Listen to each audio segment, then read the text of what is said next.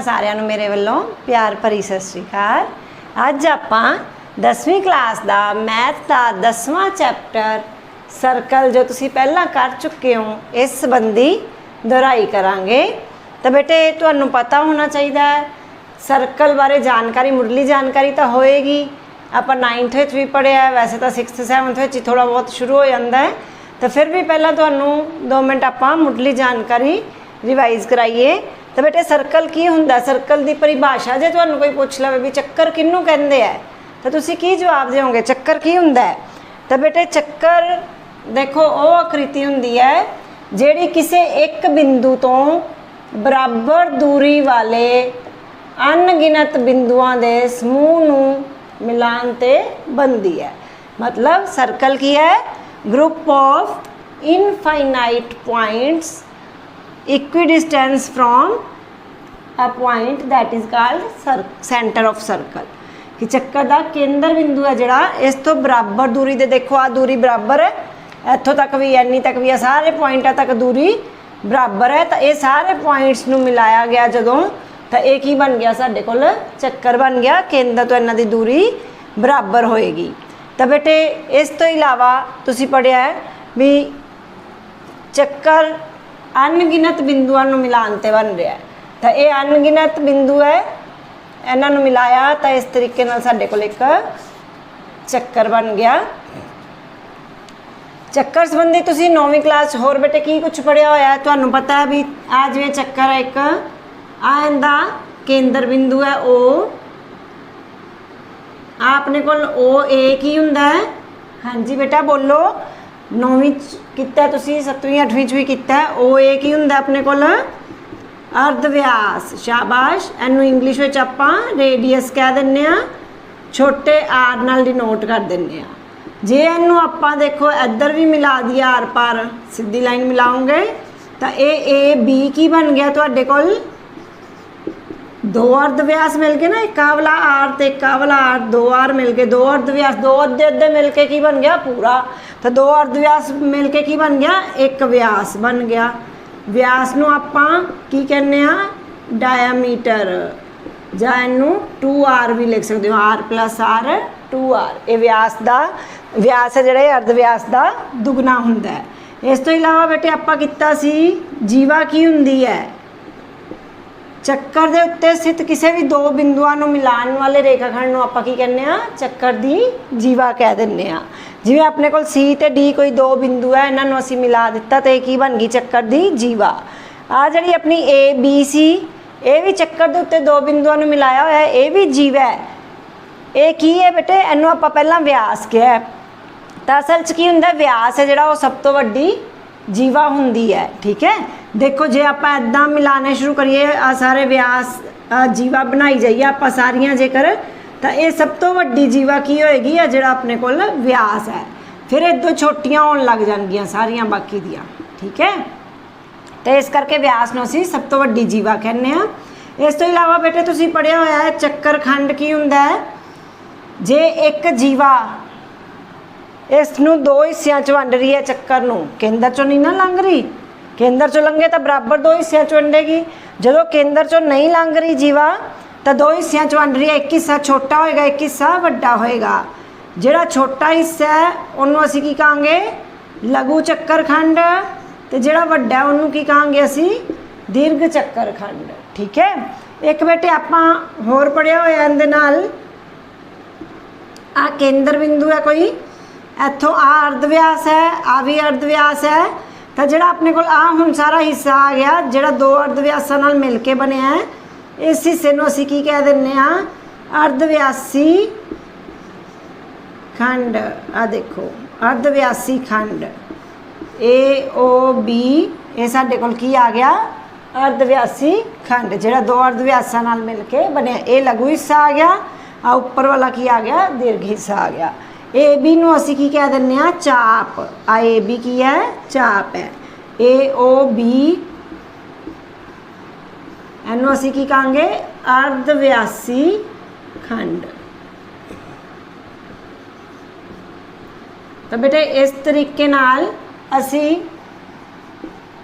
जो कुछ पहला पढ़िया सी उसनूं रिवाइज़ किया 9वीं तक। ਚੱਕਰ बारे असीं बहुत जानकारी हासिल की हुई सी। ये तो तुहाडा सारा 9वीं तक पढ़े हुए वाला काम सी। हुण आपां देखो की करना इहदे विच। हुण अपने कोल आंदा है चक्कर ते एक रेखा। रेखा एक लाइन है जिहड़ी लाइन ते चक्कर दा आपस च किवें किवें संबंध हो सकदा है। देखो चक्कर नूं टच ना करे लाइन, हो सकता है भी जिहड़ी लाइन है वो चक्कर तो दूर है, उसनूं किसी भी बिंदु ते टच नहीं कर रही।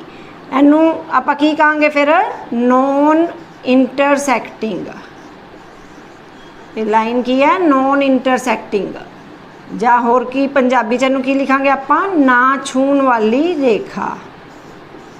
ਨਾ ਛੂਣ ਵਾਲੀ ਰੇਖਾ, ਠੀਕ ਹੈ ਬੇਟੇ। ਇਹ ਕਿਸੇ ਵੀ ਬਿੰਦੂ ਤੇ ਚੱਕਰ ਨੂੰ ਨਹੀਂ ਛੂ ਰਹੀ, ਤਾਂ ਇਸ ਕਰਕੇ ਇਹਨੂੰ ਆਪਾਂ ਨੌਨ ਇੰਟਰਸੈਕਟਿੰਗ ਲਾਈਨ ਕਹਿਤਾ। ਹੁਣ ਇੱਕ ਆਹ ਲਾਈਨ ਬਣਾਈ ਹੋਈ ਹੈ, ਜੇ ਚੱਕਰ ਦੇ ਵਿੱਚੋਂ ਦੀ ਆਰ ਪਾਰ ਹੀ ਲੰਘ ਜਾਵੇ ਕੋਈ ਲਾਈਨ, ਚੱਕਰ ਦੇ ਵਿੱਚੋਂ ਆਰ ਪਾਰ ਕੋਈ ਲਾਈਨ ਲੰਘ ਰਹੀ ਹੈ ਤਾਂ ਉਹਨੂੰ ਅਸੀਂ ਕੀ ਕਹਿ ਦਾਂਗੇ, ਦੋ ਬਿੰਦੂਆਂ ਤੇ ਕੱਟ ਰਹੀ, ਆਰ ਪਾਰ ਕਿਵੇਂ ਲੰਘੂਗੀ, ਇੱਕ ਬਿੰਦੂ ਤੋਂ ਤਾਂ ਆਰ ਪਾਰ ਨਹੀਂ ਲੰਘੇਗੀ, ਦੋ ਬਿੰਦੂਆਂ ਤੋਂ ਕੱਟ ਰਹੀ ਹੈ ਇਹਨੂੰ, ਤਾਂ ਇਹ ਕੀ ਬਣੇਗੀ ਬੇਟੇ, ਇਹਨੂੰ ਆਪਾਂ ਕਹਿ ਦਿੰਦੇ ਹਾਂ ਛੇਦਕ ਰੇਖਾ। ਇਹ ਆਪਾਂ ਨੂੰ ਦੇਖੋ ਛੇਦ ਕਰਕੇ ਚੱਕਰ ਚੋਂ ਲੰਘ ਰਹੀ ਹੈ। ਜਿਵੇਂ ਆਪਾਂ ਚੱਕਰ ਬਣਾਇਆ ਸੀ, ਆ ਜੇ ਦੂਰ ਹੈ ਕੋਈ ਲਾਈਨ, ਆ ਇਹਦੇ ਵਿੱਚੋਂ ਆਰ ਪਾਰ ਲੰਘ ਰਹੀ ਹੈ ਕਿਸੇ ਵੀ ਬਿੰਦੂ ਤੋਂ, ਭਾਵੇਂ ਉਹ ਕੇਂਦਰ ਚੋਂ ਲੰਘੇ ਤੇ ਭਾਵੇਂ ਨਾ ਲੰਘੇ, ਕਿਵੇਂ ਵੀ ਹੋ ਸਕਦੀ ਹੈ ਇਹ ਲਾਈਨ ਆਪਣੇ ਕੋਲ। ਤਾਂ ਇਹ ਸਾਰੀਆਂ ਛੇਦਕ ਰੇਖਾ ਜਿਹੜੀਆਂ ਦੋ ਬਿੰਦੂਆਂ ਚੋਂ ਆਰ ਪਾਰ ਚੱਕਰ ਦੇ ਲੰਘ ਰਹੀਆਂ, ਠੀਕ ਹੈ। ਉਸ ਤੋਂ ਬਾਅਦ ਆਪਣੇ ਕੋਲ ਆ ਜਾਂਦਾ ਹੈ ਇਹ ਛੇਦਕ ਰੇਖਾ ਨੂੰ ਬੇਟੇ ਇੰਗਲਿਸ਼ ਵਿੱਚ ਕਹਿ ਦਿੰਦੇ ਆ ਸੀਕੈਂਟ। ਫਿਰ ਆ ਜਾਂਦਾ ਬੇਟੇ ਆਪਣੇ ਕੋਲ ਜਦੋਂ ਕੋਈ ਰੇਖਾ ਸਿਰਫ ਇੱਕ ਬਿੰਦੂ ਤੇ ਟੱਚ ਕਰ ਰਹੀ ਹੈ। ਇੱਥੇ ਦੋ ਬਿੰਦੂਆਂ ਤੇ ਏ ਬੀ ਤੇ ਟੱਚ ਕੀਤੀ ਸੀ, ਛੇਦਕ ਰੇਖਾ ਸੀ। ਹੁਣ ਜੇ ਇੱਕ ਬਿੰਦੂ ਤੇ ਟੱਚ ਕਰੀਏ ਤਾਂ ਇਹਨੂੰ ਅਸੀਂ ਕੀ ਕਹਾਂਗੇ, ਇਹ ਕਿਹੜੀ ਰੇਖਾ ਹੈ, ਇਹ ਸਪਰਸ਼ ਰੇਖਾ ਹੈ, ਜਿਹੜੀ ਇੱਕ ਬਿੰਦੂ ਤੇ ਸਪਰਸ਼ ਕਰਕੇ ਲੰਘ ਰਹੀ ਹੈ, ਆਰ ਪਾਰ ਨਹੀਂ ਜਾ ਰਹੀ, ਵਿੱਚੋਂ ਨਹੀਂ ਲੰਘ ਰਹੀ, ਸਪਰਸ਼ ਰੇਖਾ, ਜਾਂ ਇਹਨੂੰ ਕਹਿ ਦਿੰਦੇ ਹਾਂ ਅਸੀਂ ਟੈਂਜੈਂਟ ਲਾਈਨ। ਤਾਂ ਆਪਣੇ 10ਵੀਂ ਦੇ ਚੈਪਟਰ ਵਿੱਚ ਜੋ ਆਪਣੇ ਸਵਾਲ ਹੈ ਉਹ ਸਾਰੇ ਚੱਕਰ ਦੀ ਸਪਰਸ਼ ਰੇਖਾ ਨਾਲ ਸੰਬੰਧਿਤ ਹੈ। ਇਹਦਾ ਜਿਹੜਾ ਪੀ ਬਿੰਦੂ ਹੈ, ਪੀ ਬਿੰਦੂ ਨੂੰ ਅਸੀਂ ਕੀ ਕਹਿੰਦੇ ਹਾਂ, ਫਿਰ ਜਿਸ ਬਿੰਦੂ ਤੇ ਇਹ ਰੇਖਾ ਇਸ ਨੂੰ ਟੱਚ ਕਰ ਰਹੀ ਹੈ ਇਹਨੂੰ ਅਸੀਂ ਕਹਿ ਦਿੰਦੇ ਹਾਂ ਸਪਰਸ਼ ਬਿੰਦੂ, ਠੀਕ ਹੈ ਬੇਟੇ। ਇਹ ਗੱਲਾਂ ਧਿਆਨ ਰੱਖਣੀਆਂ, ਇਹਨਾਂ ਦੇ ਆਧਾਰ ਤੇ ਆਪਾਂ ਸਵਾਲ ਕਰਾਂਗੇ। ਇੱਕ ਇਹਦੇ ਵਿੱਚ ਆਪਾਂ ਥਿਊਰਮ ਕਰਦੇ ਹਾਂ, ਬਹੁਤ ਹੀ ਇੰਪੋਰਟੈਂਟ ਥਿਊਰਮ ਹੈ, ਪੇਪਰ 'ਚ ਵੀ ਆ ਜਾਂਦੀ ਹੈ ਔਰ ਉਹਦਾ ਰਿਜ਼ਲਟ ਤਾਂ ਹਰੇਕ ਸਵਾਲ 'ਚ ਬੇਟੇ ਆਪਾਂ ਯੂਜ਼ ਕਰਦੇ ਹਾਂ। ਉਹ ਕੀ ਹੈ ਵੀ ਇੱਕ ਚੱਕਰ ਦੇ ਕੇਂਦਰ ਤੋਂ ਖਿੱਚਿਆ ਗਿਆ ਅਰਧ ਵਿਆਸ, ਜੇ ਆਪਾਂ ਕੋਈ ਚੱਕਰ ਦੇ ਕੇਂਦਰ ਤੋਂ ਇੱਕ ਅਰਧ ਵਿਆਸ ਖਿੱਚ ਦਈਏ,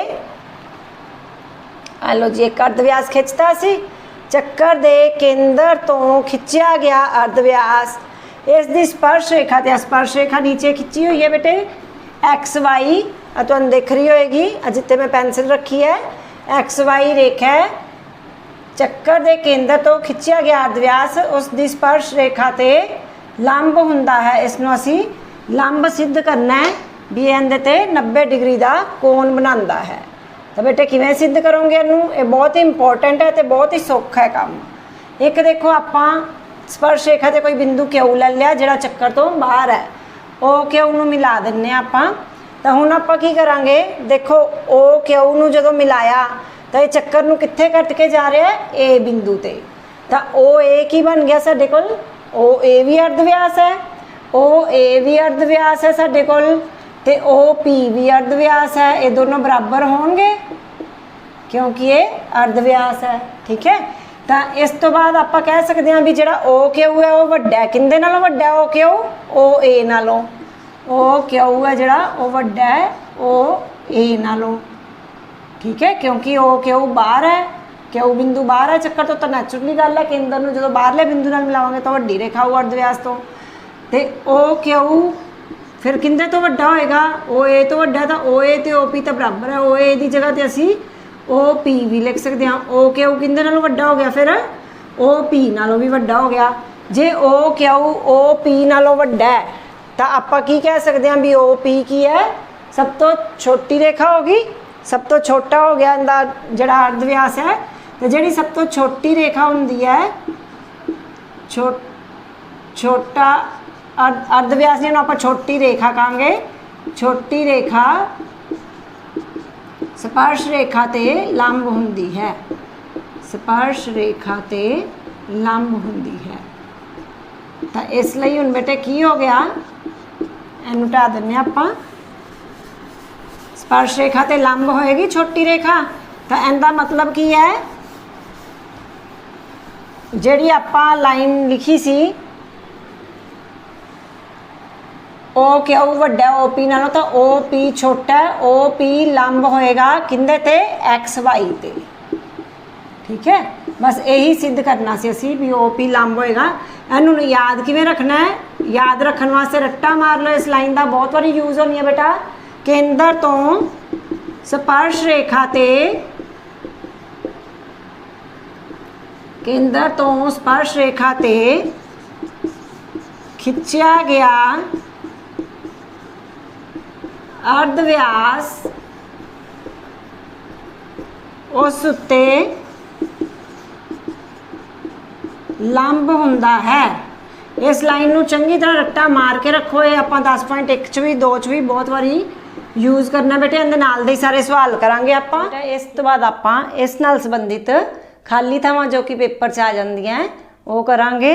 तो किस तरह दी खाली थावां इहदे विचों आंदियां आपां नूं इस चैप्टर चो बेटे, तुहानूं 6वें चैप्टर चों ते इस 10वें चैप्टर चों कुल मिला के 14 नंबर के क्वेश्चन है जिहड़े वो पेपर च आंदे आ जां पाया हुंदा विच। तो तुसीं भी कोई भी क्वेश्चन हल कर सकते हो 6वें चैप्टर का भी 10वें का भी। तो इस करके चैप्टर बहुत इंपॉर्टेंट है। देखो खाली थावां किवें दी आंदियां बेटा, चक्कर दियां डैश स्पर्श रेखावां हो सकदियां हन। डैश विच आपां की भरांगे, किन्नियां स्पर्श रेखावां किन्नियां हो सकदियां। किसी एक चक्कर ते आपां किन्नियां स्पर्श रेखावां खिंच सकदे हां। तुहानूं दस्सिया सी भी अनगिनत बिंदुआं दा समूह हुंदा है, तां इहदे ते अनगिनत ही असीं स्पर्श रेखावां खिंच सकदे हां। तां सारे बच्चे लिख लो बेटा अनगिनत, क्योंकि ये अनगिनत बिंदुआं दा समूह है, इस करके इस ते हरेक बिंदु तो एक स्पर्श रेखा खिंच सकते हैं। तो कुल कितनी स्पर्श रेखावां हो गई, अनगिनत स्पर्श रेखावां असीं खिंच सकते हैं। किसी चक्कर की स्पर्श रेखा उसनूं डैश बिंदु ते कटदी है। हाँ देखो स्पर्श रेखा आपां बनाई सी, किन्ने बिंदुआं ते कट रही है चक्कर नूं, सिर्फ एक बिंदु ते, उसनूं सिर्फ एक बिंदु ते कटदी है। लिख लो बेटा सिर्फ एक बिंदु ते कटदी है। समझ आ रही है सबनों भी स्पर्श रेखा तो एक बिंदु ते कटदी है, तो कुल किन्नियां रेखावां असीं खिंच सकते हैं, अनगिनत। तीजी खाली थां बेटा, एक चक्कर दियां डैश समांतर स्पर्श रेखावां हो सकदियां हन। तो इहदा मतलब की होया भी जे असी कोई एक चक्कर खिंचिया है तो इहदे ते असी किन्नियां समांतर स्पर्श रेखावां खिंच सकते हैं।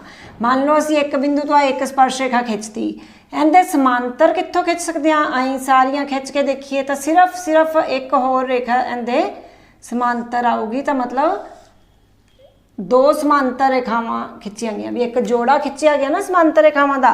जे इस बिंदु तो खिंचांगे तो उनके समांतर इहदे सामने वाले बिंदु तो असी खिंच सकते हैं। ठीक है, तो जोड़ा एक बनेगा, मतलब आपां की कहांगे दो समांतर स्पर्श रेखावां असी खिंच सकते हैं। दो समांतर स्पर्श रेखावां हो सकदियां एक चक्कर दियां, समांतर है ना ये। तो इस तो बाद बेटे चक्कर अते उस दियां स्पर्श रेखावां दे सांझे बिंदु नूं डैश आखदे हां।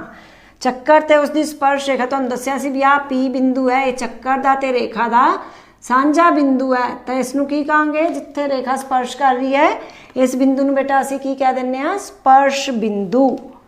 की लिखांगे आपां खाली थां च, फिर इसनूं असीं स्पर्श बिंदु आखदे हां।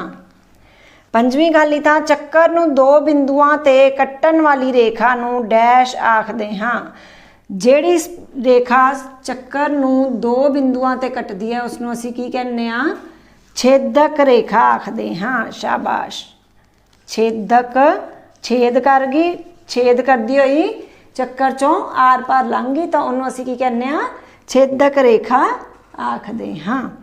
इस तो अगे बेटे छेवीं खाली थां, बारी बिंदु तो चक्कर ते डैश स्पर्श रेखावां खिंच सकते हाँ। इस नाल संबंधित असीं एक थ्योरम भी करांगे। बारी बिंदु तो कोई मान लो आ चक्कर है अपने कोल, आ देखो आ बनया ही पिया चक्कर है, बारी बिंदु पी है, इस तो असीं कितनियां स्पर्श रेखावां खिंच सकते हाँ, दो स्पर्श रेखावां खिंच सकते हाँ। इस तो बाद बेटे अगला क्वेश्चन है, 5 सेंटीमीटर अर्ध व्यास वाले चक्कर के बिंदु P ते स्पर्श रेखा PQ इस तरह मिलती है कि OQ बराबर 12 सेंटीमीटर है, तो PQ कितना होगा डैश है। PQ की आप लंबाई करनी है, थोड़ा जिहा करके देखना पएगा। आ तो खाली थां च ही जाता है सवाल, वैसे भी आ जाता 2 नंबर च, खाली थां च भी आ जाता है। तो ये पुत्त आपां नूं करके देखना पएगा। की है क्वेश्चन बेटे? 5 सेंटीमीटर अर्ध व्यास वाले चक्कर दे, कोई एक चक्कर बनाओगे। 7वां सवाल है अपना, 6 खाली थवां पहला कर लिया। तो 5 सेंटीमीटर वाले अर्ध व्यास ते, तो आप अर्ध व्यास कितना लेना बेटे? 5 सेंटीमीटर लेना। आ ले लिया आप अर्ध व्यास 5 सेंटीमीटर। 5 सेंटीमीटर वाले अर्ध व्यास के चक्कर बिंदु P स्पर्श रेखा PQ तो इस तरह मिलती है कि OQ 12 सेंटीमीटर है। हुण कहंदा PQ आ O है केंद्र बिंदु, इत्थों आपां P बिंदु ले लैने इनू, ठीक है। PQ स्पर्श रेखा है, तो स्पर्श रेखा इधर नूं वधा दिंदे आपां। आ कोई Q बिंदु है, वो कहंदा OQ 12 है। Q बिंदु नूं आपां इधर भी लै सकदे सी, जिथे मर्जी ले लो। तो OQ आपां नूं 12 दित्ती हुई है। आ OQ सानूं दित्ती है 12 सेंटीमीटर, ठीक है। आ 5 सेंटीमीटर ते आपां करनी की है? PQ भुजा की लंबाई पता करनी है। तो देखो तुहानूं पता होएगा भी आ की बन गया, 90 डिग्री का कोण बन गया। क्यों? आ देखो तुहानूं दस्सिया सी भी केंद्र तो स्पर्श रेखा ते खिंचिया गया अर्ध व्यास उस उत्ते लंब हुंदा है, इसलिए आ कोण किन्ने दा हो गया? 90 डिग्री का हो गया। तो आपां की लिखांगे? कोण OPQ बराबर 90 डिग्री। कारण इत्थे नाल दे होंगे केंद्र तो स्पर्श रेखा ते खिंचिया गया कोण, स्पर्श रेखा ते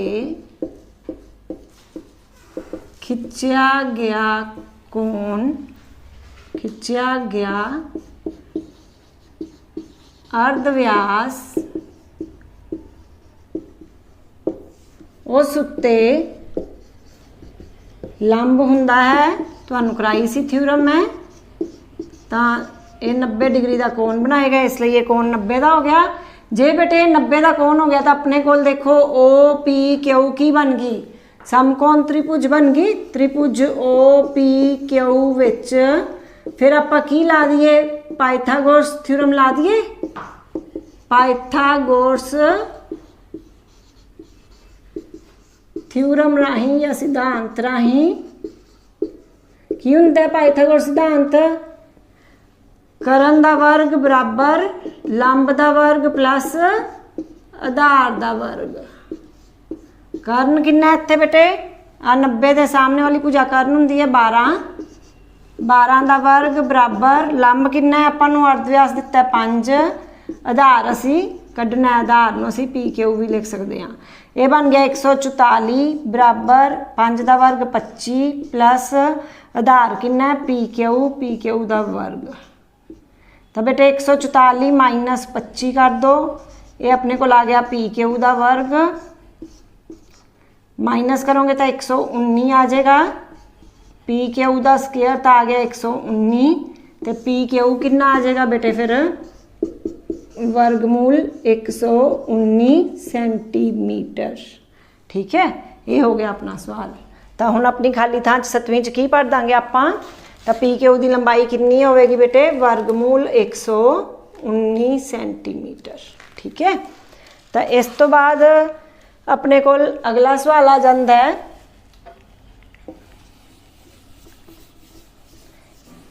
10.1 अभ्यास नाल संबंधित सवाल है बेटे अपने। उहदे च एक सवाल होर दिता होया, लास्ट सवाल ही है तुहाडी बुक का भी एक दिते हुए चक्कर तो दिती हुई एक रेखा दिती है तो एक चक्कर दिता है, मतलब एक चक्कर ते एक दिती हुई रेखा दे समांतर एक स्पर्श रेखा खिंचनी है तो एक असी छेदक रेखा खिंचनी है। तो किवें करोगे बेटे? पहला तो एक चक्कर बनाओगे, जिन्ना मर्जी अर्ध व्यास ले लो, तुसी प्रकार खोलो जिन्नी मर्जी, जिन्ने मर्जी अर्ध व्यास का एक चक्कर बना दोगे, बन गया। आ चक्कर सानू दिता होया है तो एक सानू की दिती हुई है? रेखा दिती हुई है। आ रेखा दिती हुई है मान लो L। असी की करना की है इहदे विच? एल दे समांतर एक छेदक रेखा खिंचनी है तो एक स्पर्श रेखा खिंचनी है।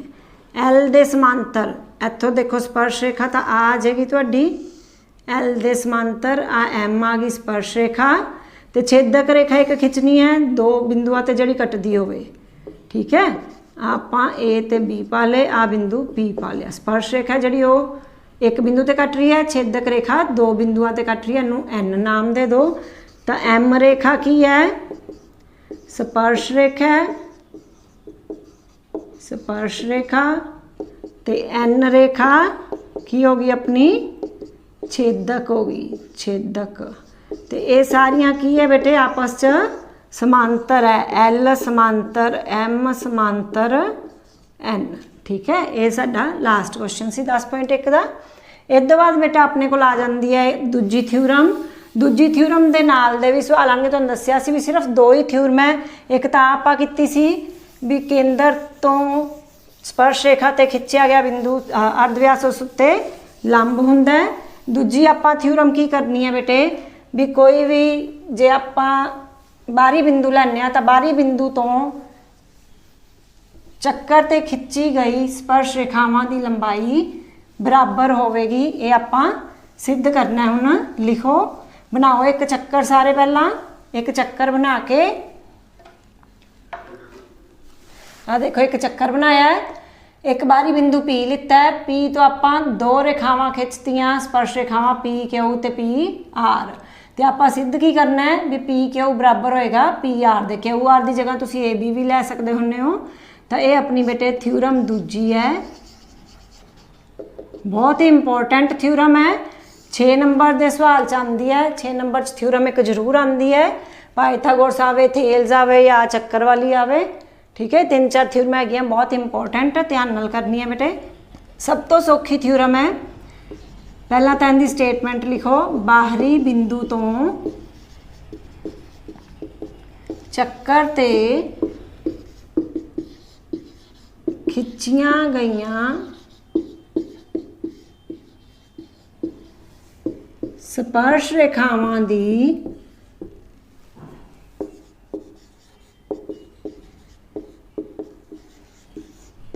लंबाई बराबर हुंदी है।